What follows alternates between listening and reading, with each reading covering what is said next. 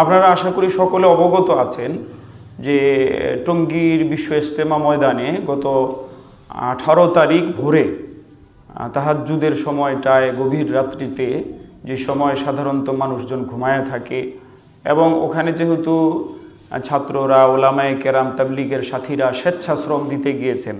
বর্তমানে যারা টঙ্গীতে আছেন তারা তো মূলত স্বেচ্ছাশ্রম দিচ্ছেন। আমরাও আমাদের পড়াকালীন যাইতাম মাদারীনগর থেকে এক বাসে করে যাইতাম, 2-3 বাস করে যেতাম। আমাদের জামাত আকারে পাঠানো হইতো, একসাথে সবার যাওয়া তো সম্ভব না। তো আমরা যাইতাম, ওখানে কাজ করতাম 2 দিন 3 দিন, যতদিন ফয়সালা হইতো ততদিন কাজ করতাম। স্বেচ্ছাশ্রম পুরা ময়দান বানানো, ময়দানের বাঁশগাড়া, শামিয়ানা টানানো ইত্যাদি ইত্যাদি। এই কাজগুলো কষ্টের কাজ হইতো, বিশেষ করে তালাবা ছাত্রদের জন্য। এরা তো কাজ করে অভ্যস্ত না। তো এমনিতেই সারাদিন কাজ করার পরে ওলামা তালাবারা ক্লান্ত শ্রান্ত থাকেন, ঘুমন্ত থাকে কেউ।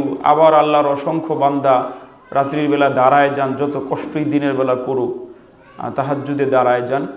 এই সময়টায় ওখানে হামলা হয়েছে, আক্রমণ হয়েছে। আমার ভাইয়েরা, এই যে তাবলীগের সংকটটা হইল, এই তাবলীগের সংকটটার পরে এটা তো মোটামুটি আমরা দেখছিলাম যে আগের মতন দিলের দরদ, দর্দে দিলের ভিতরে যে একটা দরদ কাজ করত, উম্মতের যে একটা দরদ ছিল, ফিকির ছিল, ভালোবাসা মহাব্বত ছিল, এটা শেষ হয়ে গেছে আমরা খেয়াল করছিলাম। তবে ওইটা শেষ হয়ে যে আমাদের সাথীদের হাতে খোদ নিজেদের সাথীদেরকে হত্যা করার জন্য অস্ত্র উঠবে, এটা আমাদের বরদাস্ত হয় না। এটা আমরা মাইনে নিতে পারতেছি না, এটা আমাদের কল্পনার বাইরে। এটা ঠিক আছে যে সাথীদের ওই দরদ শেষ হয়ে গেছে, মহাব্বত ধ্বংস হয়ে গেছে, ওই ইমানি জজবা শেষ হয়ে গেছে, কিন্তু অস্ত্র উঠবে খোদ নিজের সাথীকে হত্যা করার জন্য। এমন না যে রাগের মাথায় লাঠি লুঠি দিয়ে বাইরেছে। যেই 4 জন শহীদ হয়ে গেছেন তাদের প্রত্যেকের গায়ে গভীর গভীর রামদার ক্ষত পাওয়া গেছে। আপনি বলেন এটা কোন তাবলীগ? এটা কিভাবে হইতে পারে? কিভাবে সম্ভব?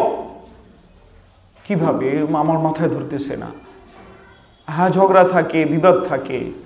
আমার তো মনে হয় আমরা যারা অন্য ঘরানার যারা আছেন, যেমন আহলে হাদিস ভাইদের সাথে আমাদের মতানৈক্য আছে, ওনারা আমাদের সাথে মতানৈক্য করেন। সারসিনা, জৌনপুর, ফুরফুরা, ফুলতলি, তাদের সাথে আমাদের অল্প কিছু বিষয় মতানৈক্য আছে। 18 ওলাদের সাথে আমাদের মতানৈক্য আছে, আমাদের সাথে তাদের মতানৈক্য আছে। কিন্তু আমার মনে হয় আমরাও পরস্পর ঝগড়া বিবাদ করলে রামদানিয়া করবো, এটা আমার বিশ্বাস হয় না এখনো। রামদানিয়া এক ভাই আরেক ভাইরে মেরে ফেলতে যাবে, এটা আমার বিশ্বাস হয় না। এটা আমার বিশ্বাস হয় না।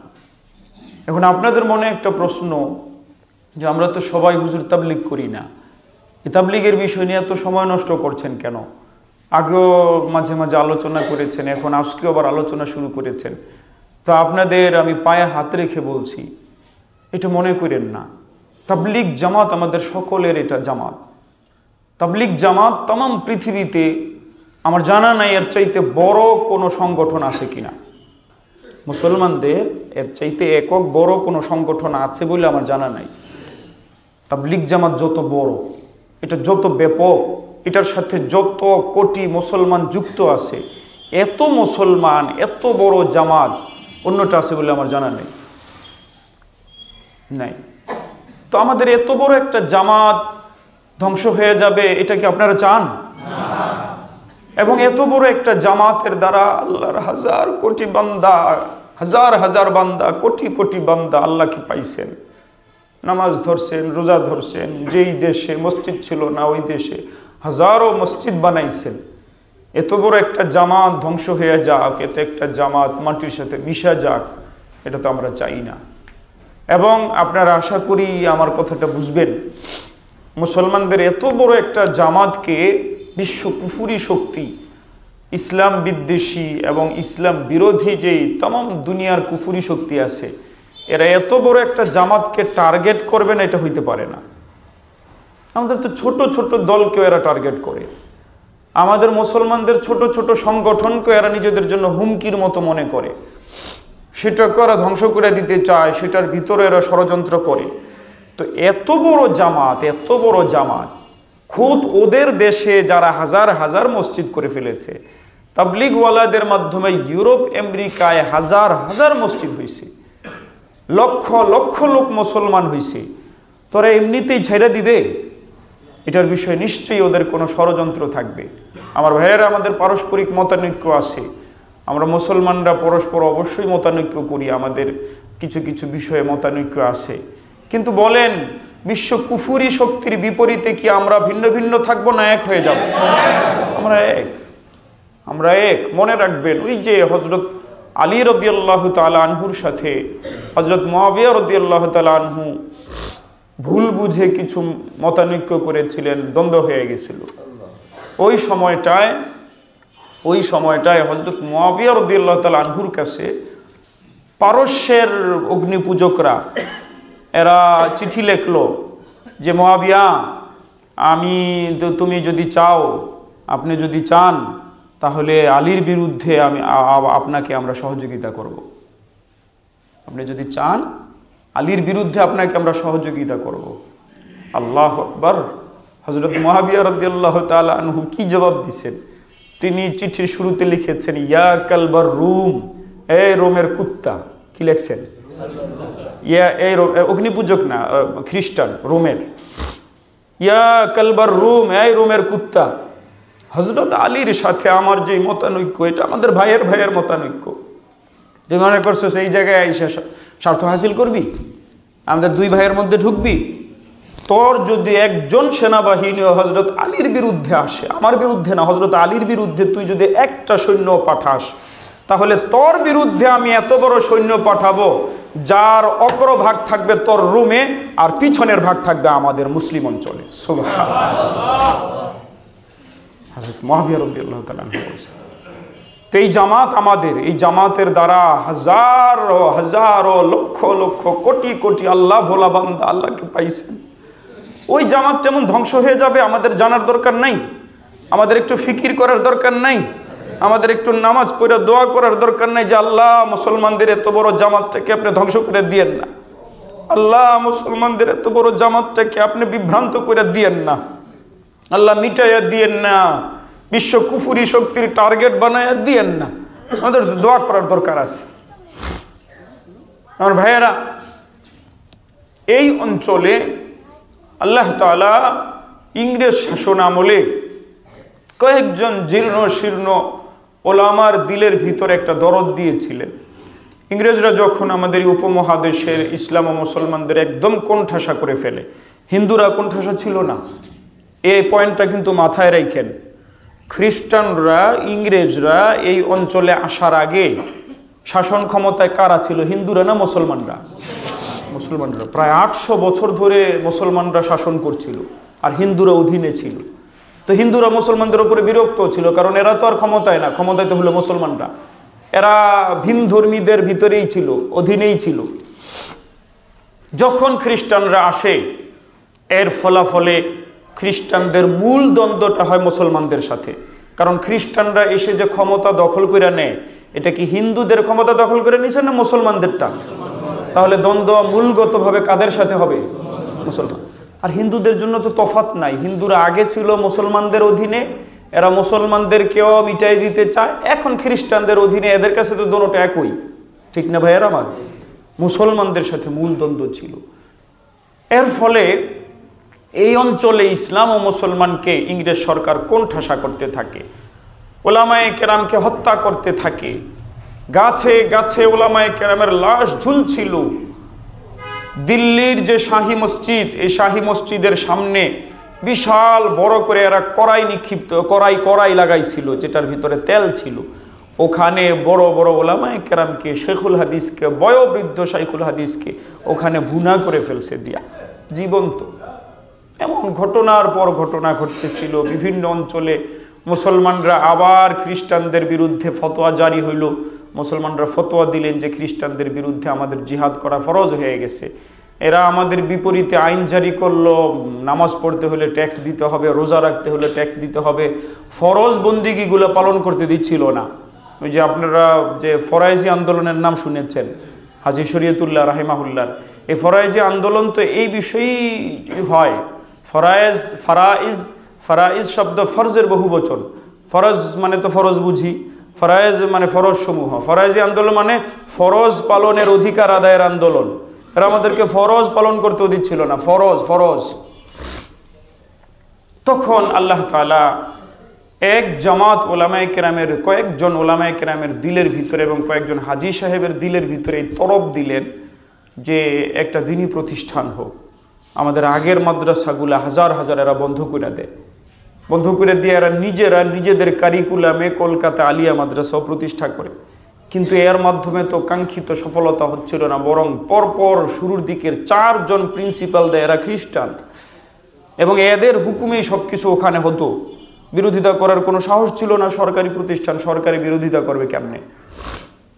তো কিছু ওলামায়ে কেরামের দিলের ভিতরে তড়প আসলো, তারা একটা মসজিদকে কেন্দ্র করে একটা মাদ্রাসা করলেন, সেটাকে মাদ্রাসায়ে দেওবন্দ বলা হয়।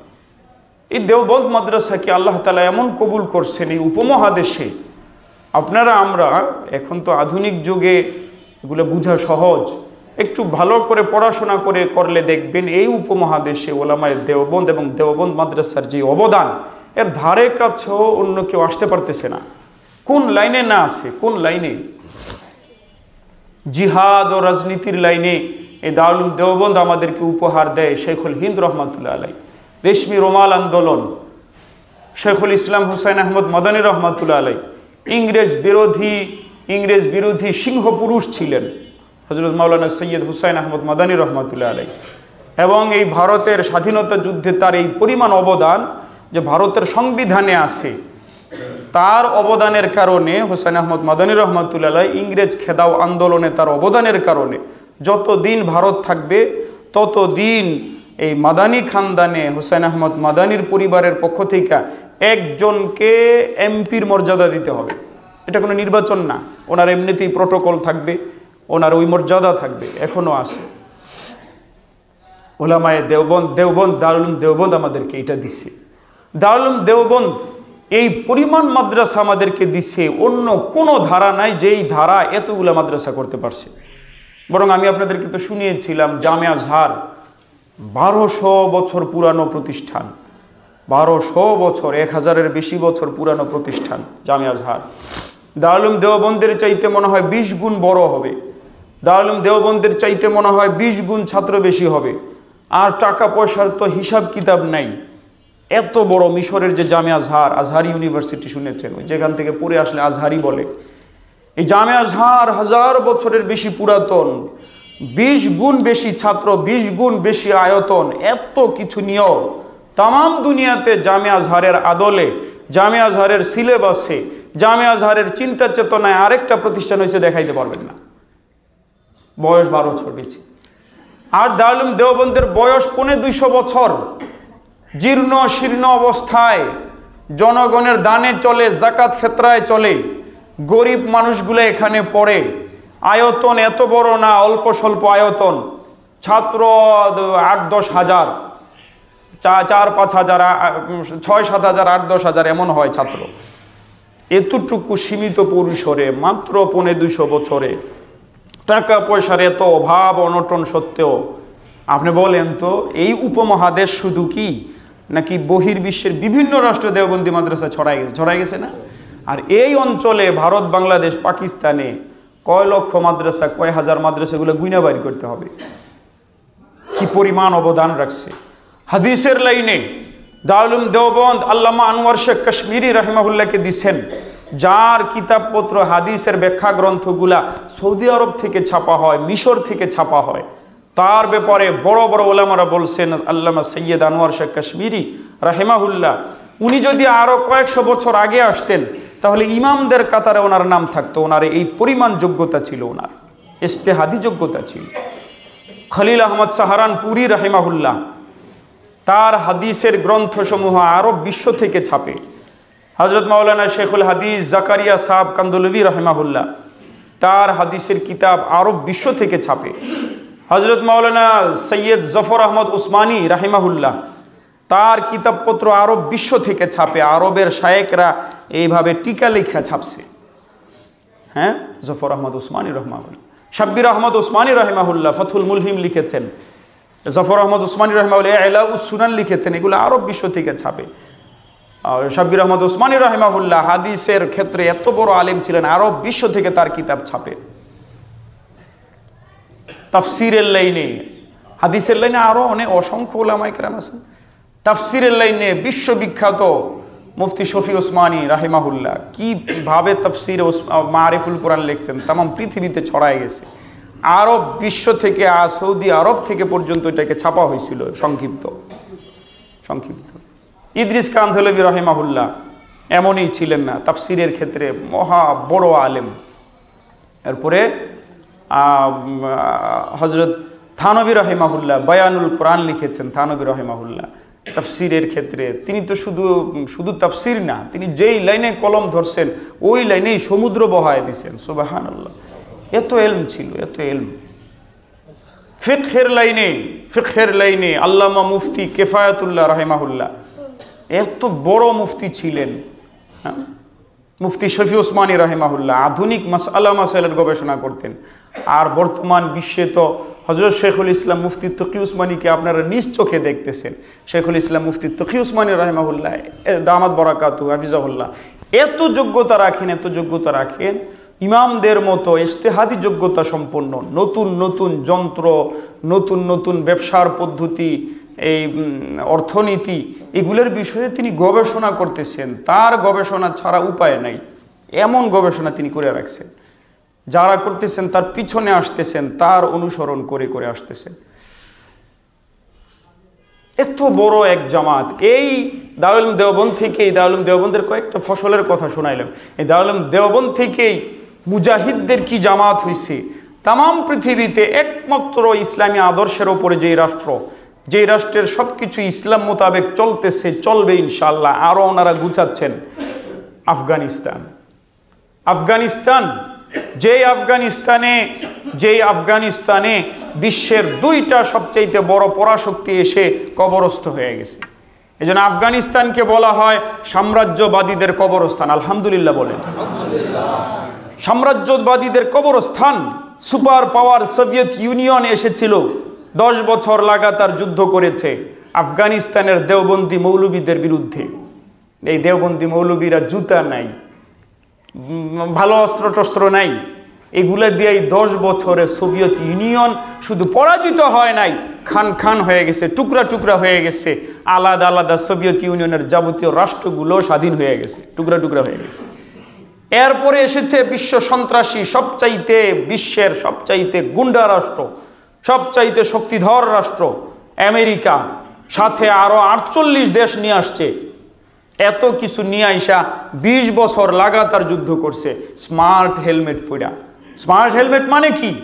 এদের হেলমেট এদেরকে ইনফরমেশন দিত কত দূরে আফগানি মোল্লারা আছে, কত দূরে কোনো রাসায়নিক অস্ত্র আছে, কত দূরে কোনো বিস্ফোরক দ্রব্য আছে, কত দূরে শত্রু বাহিনী আছে। এটা এদের হেলমেটে এদেরকে ইনফরমেশন দিত। এদের বুট ছিল স্মার্ট বুট, এদের বুট জুতা পর্যন্ত এদেরকে ইনফরমেশন দিত কত দূরে শত্রু বাহিনী আছে। এরা স্যাটেলাইট সৃষ্টি করেছে, স্যাটেলাইট বা তামাম দুনিয়ায় স্যাটেলাইট এরা বিছাইয়ে দিছে। আকাশ থেকে সব কিছু যে দেখা যায়, আর পানির নিচে কয়শো কিলোমিটার নিচে কি আছে এগুলো এরা স্যাটেলাইটের মাধ্যমে বুঝতে পারে। কিন্তু এই তালেবান মোল্লাদেরকে এরা খুঁজে পায় নাই। তালেবান কারা? তালাবায়ে কেরাম, তালেবানে এলম। তালেবে এলম নাম শুনছেন না? তালেবে এলমের বহু বচন হলো তালেবান, তালেবানে এলম। তালেবান হলো দেওবন্দি মাদ্রাসার ছাত্র শিক্ষকেরা, ওলামারা। তারা মিলে 20 বছর তাদের সাথে লাগাতার যুদ্ধ করে রাত্রের গভীরে পলায় যাইতে বাধ্য হয়েছে আমেরিকার শুয়োরেরা। দেখেন না আপনারা? রাত্রের গভীরে চলে গেছে পালায়া। সর্বশেষ যে বিমানটা গেছে এটা রাত্রের গভীরে কাঁদতে কাঁদতে গেছে। টুকরা টুকরা করে ফেলতে চাইছে আফগানিস্তানকে, কিন্তু এরা টুকরা টুকরা হয়ে গেছে। এটাও দারুল উলুম দেওবন্দের অবদান।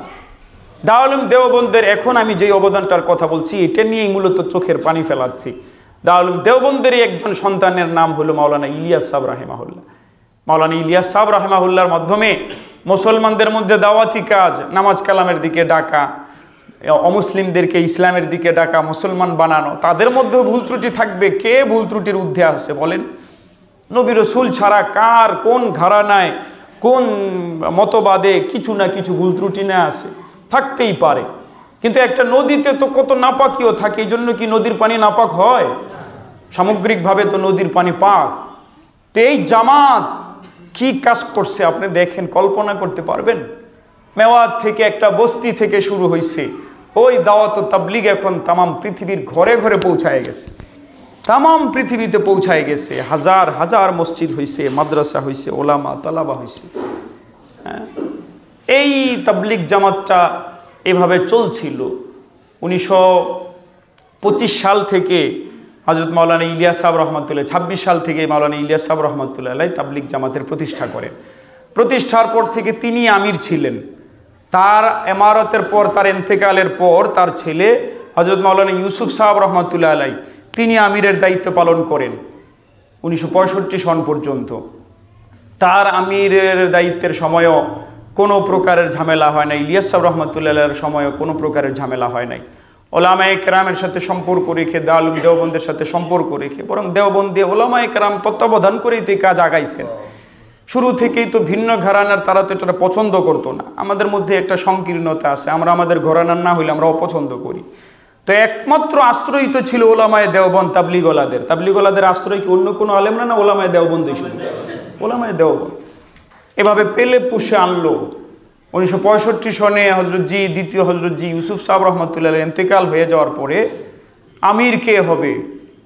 একদল মূর্খ মানুষ, এরা চাচ্ছিল ইউসুফ সাহেব রহমাতুল্লাহর ছেলে মাওলানা ইয়াহিয়া সাহেব তাকে আমির বানাবে। কিছু মানুষ মূর্খ হয়, এদের ভিতরে থাকে যে মানে পীরের ছেলেই পীর হইতে হবে, বা বংশ দেখা জনাব জি ইউসুফ সাহেবের ছেলে যেহেতু ইয়াহিয়া সাহেব আছে ওনারই বানাইতে হবে।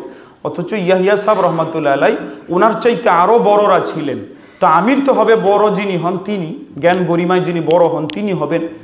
তো সবাই মিলে মশওয়ারা করে, ওই সময়ও কিছু মূর্খ মানুষ, এগুলো একটু সন্ত্রাস টাইপেরও ছিল, পরবর্তীতে তাবলীগের মাধ্যমে দিন পাইছে, এরা একটু আবেগী বেশি হয়।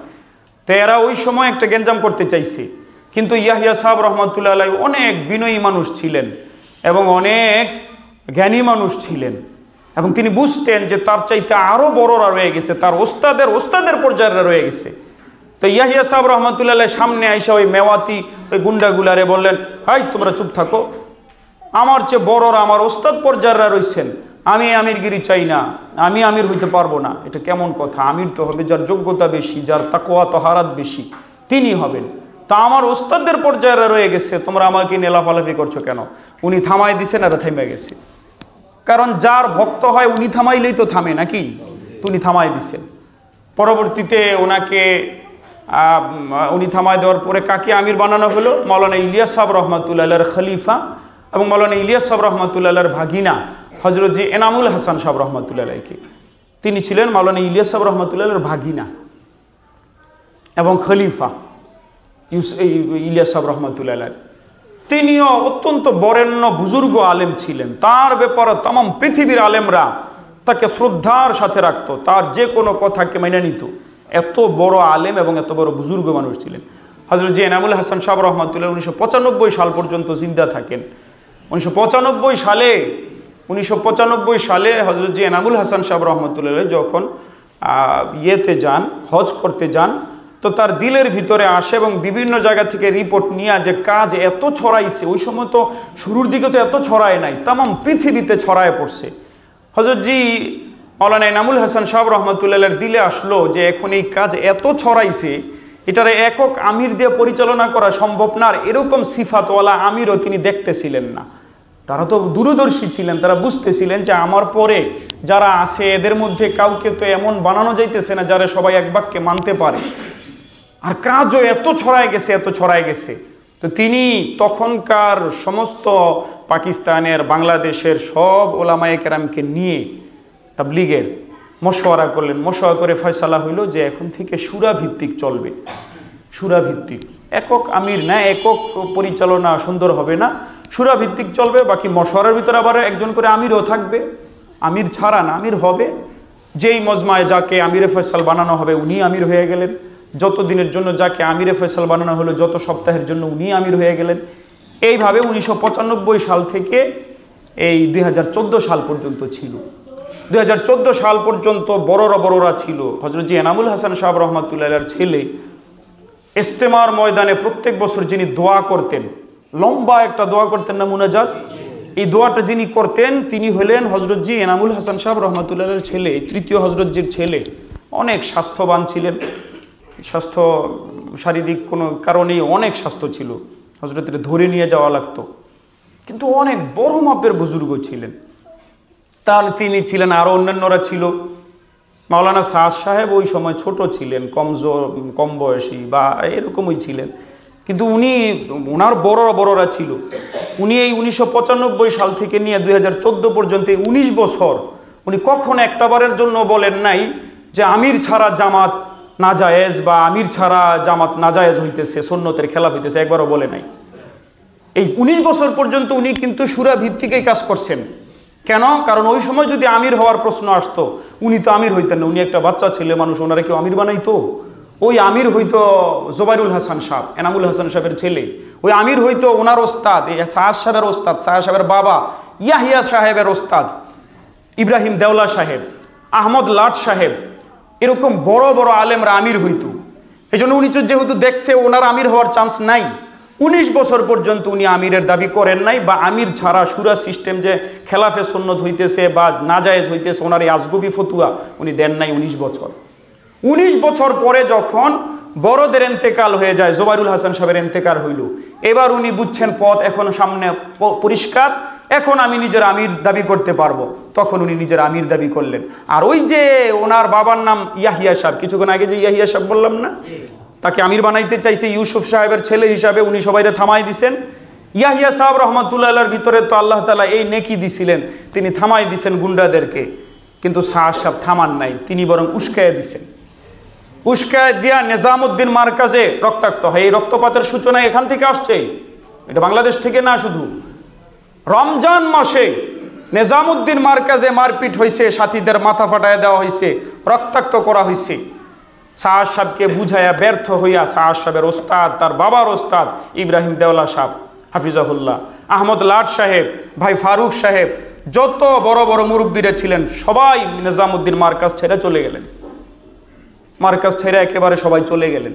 এবং ওই সময়ও অনেক ভিডিও আছে, অডিও আছে, ওই সময় সবাই ওনারা বারবার কাইন্দা কাইটা বলছেন যে এই কাজ, এগুলো তো কোনো মিরাজ সূত্রের কাজ না, দিনী কাজ তো কোনো মিরাজ সূত্রের না।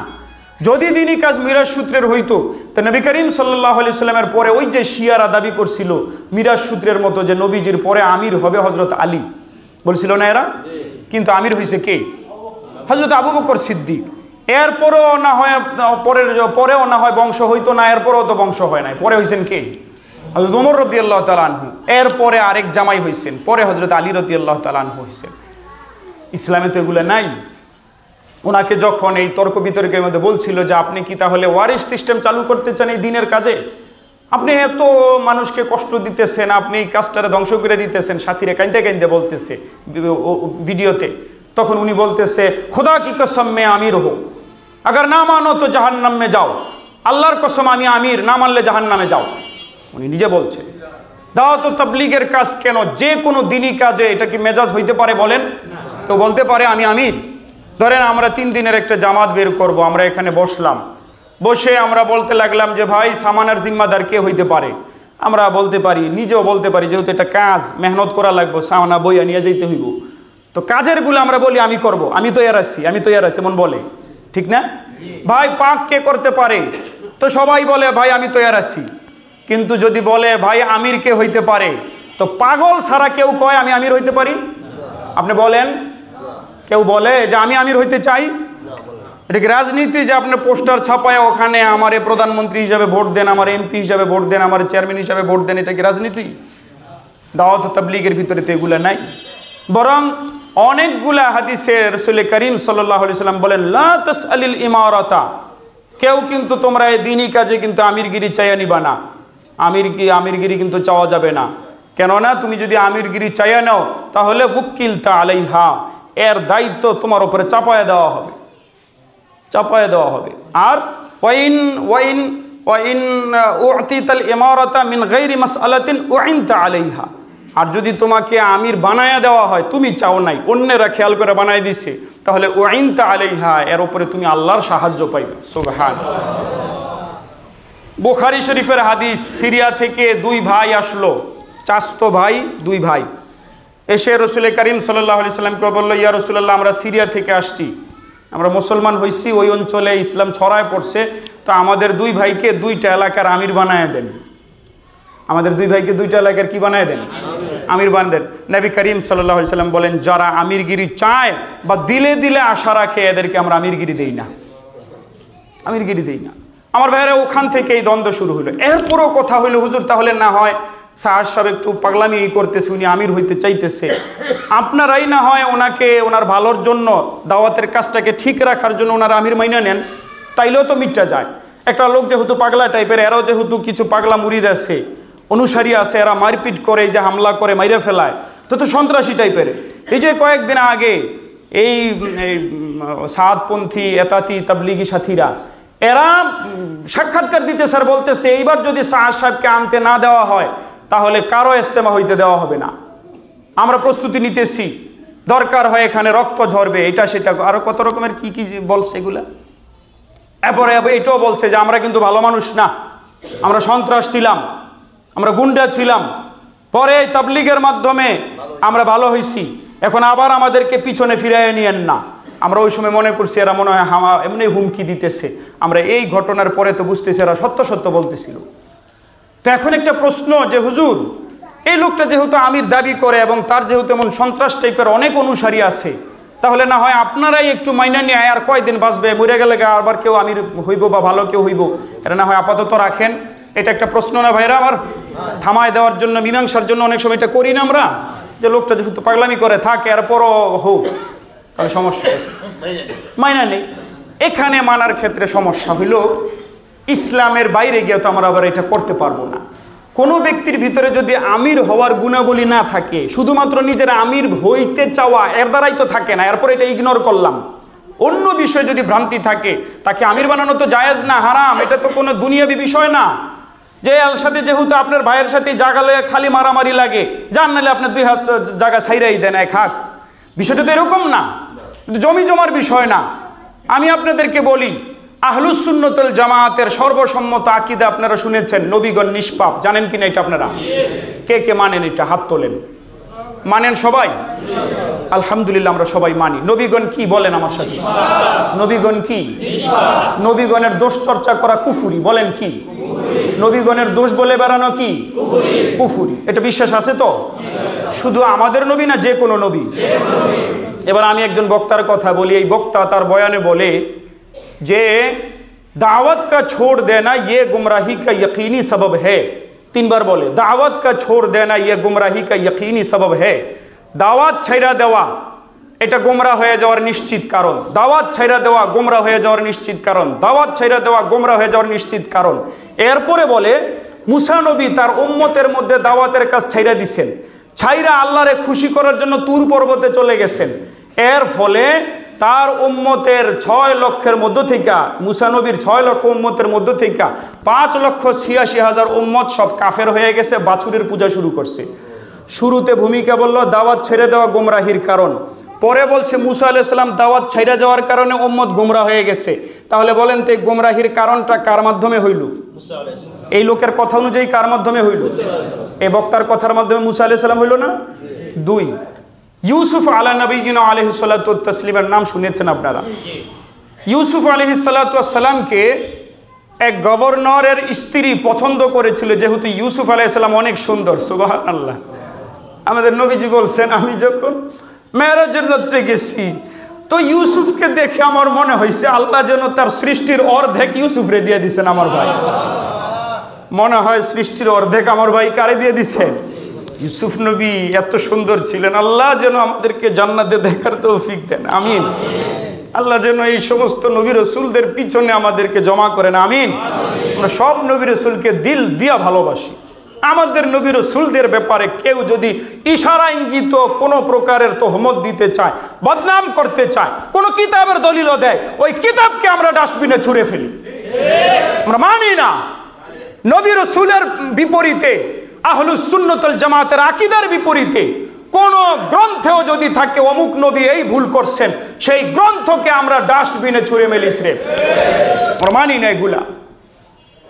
ইউসুফ আলাইহিস সালাতু তাসলিমকে গভর্নরের স্ত্রী পছন্দ করে খারাপ কাজ করতে চাইছে। আল্লাহর নবী এত বড় কাজ করতে পারেন?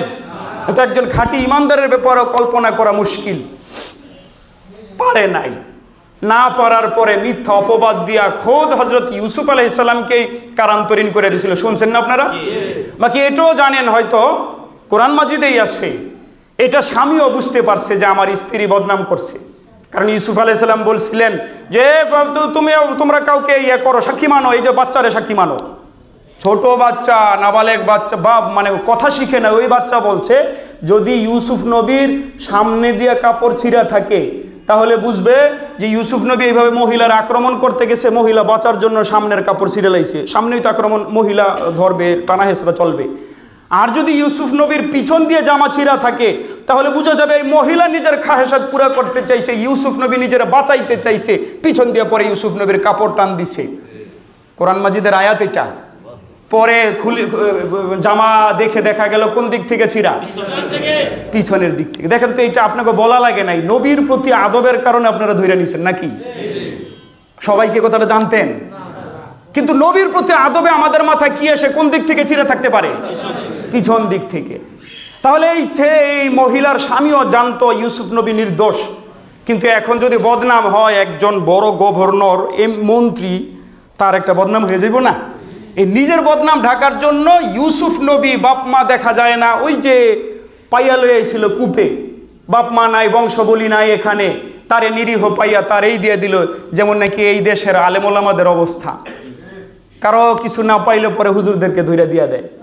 হ্যাঁ, ইউসুফ আলাইহিস সালামকে এইভাবে দিয়ে দিল। ইউসুফ আলাইহিস সালাম ছিলেন জেলখানায়, দুইটা লোক ওর সাথে ছিল, দুইটা লোক স্বপ্ন দেখলো। একটা লোক স্বপ্নে দেখলো সে রুটি নিয়ে, আমি কোরআন মাজিদের এগুলো অনুবাদ শোনাচ্ছি, বিস্তারিত বলা আয়াত সহ শোনানো সম্ভব না, আমি অনুবাদ শোনাচ্ছি, একদম কোরআনের ঘটনা শোনাচ্ছি। আপনারা সূরা ইউসুফ পড়ে দেখবেন, অনুবাদ পড়ে দেখবেন।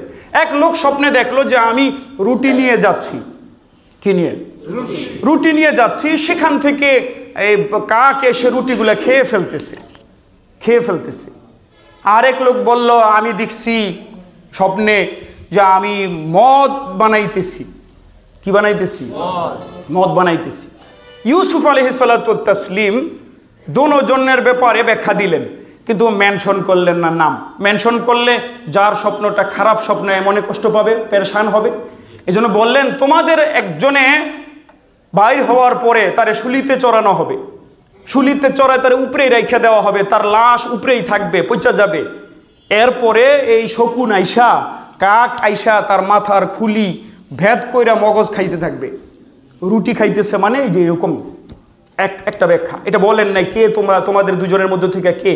ইউসুফ আলাইহিস সালাম বুঝতে পারছেন যার স্বপ্ন এটা, ও রুটিওয়ালার স্বপ্ন এটা, কিন্তু তিনি মেনশন করেন নাই। বলছেন আরেকজন তোমাদের সে বের হবে, বের হওয়ার পরে তাকে প্রধানমন্ত্রী, যে গভর্নর না কিন্তু প্রধানমন্ত্রী মিশরের, এই প্রধানমন্ত্রী তাকে নিজের সেবক হিসাবে নিয়োগ দিবে। তো প্রধানমন্ত্রীকে সে মদ বানায় খাওয়াবে। এই দুজনের স্বপ্ন অস্পষ্টভাবে নাম মেনশন না করে বলে দিলেন।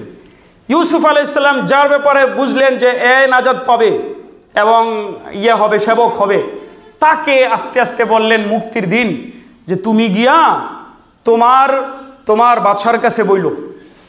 তুমি গিয়া তোমার কি কইল? বাদশার কাছে তুমি বলল। রব শব্দ ব্যবহার করছেন, কোরআন মাজিদে রব শব্দ ব্যবহার করছে। যে একজন দেখলো সে তার রবকে, সে তার বাদশাকে মদপান করাবে।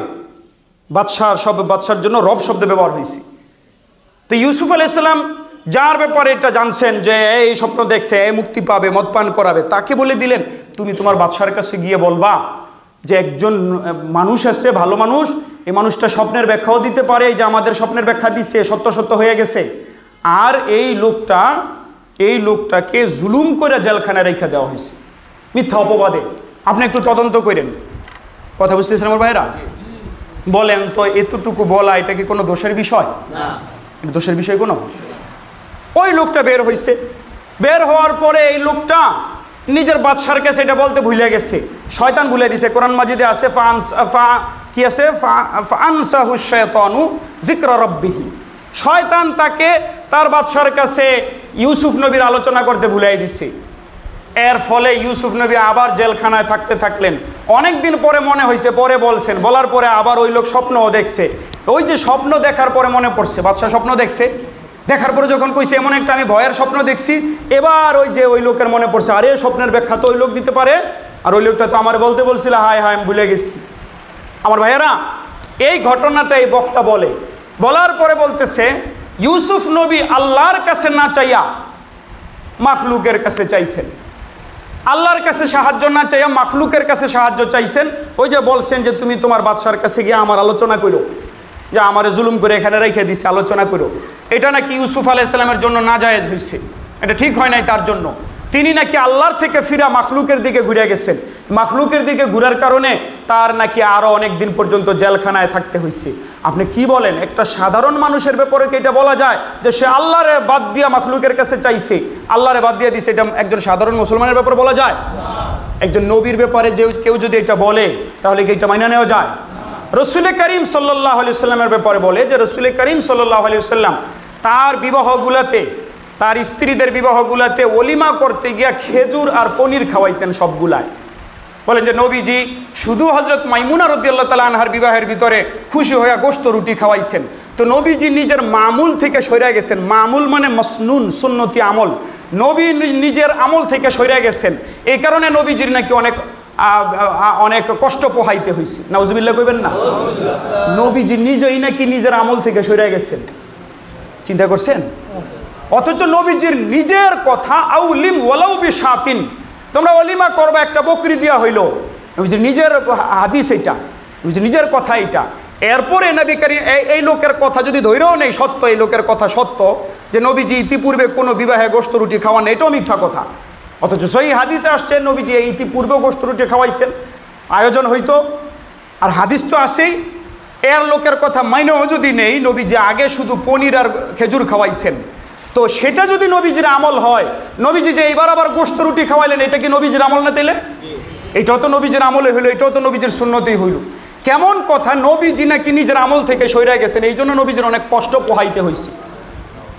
হযরত জাকারিয়া আলাইহিস সালামের ব্যাপারে বলে, হযরত জাকারিয়া আলাইহিস সালাম আল্লাহর কাছে সাহায্য না চায় গাছের কাছে সাহায্য চাইছেন, এই জন্য নাকি তার কষ্ট করতে হয়েছে। আমার ভাইয়েরা বলেন, এই যে কথাগুলো, এই কথাগুলো যদি কোনো ব্যক্তি বলে, আপনারা কি বলেন? এই ব্যক্তির কথার দ্বারা আহলুস সুন্নাত ওয়াল জামাতের সাথে মিল হইল না অমিল হইল? অমিল হইল না?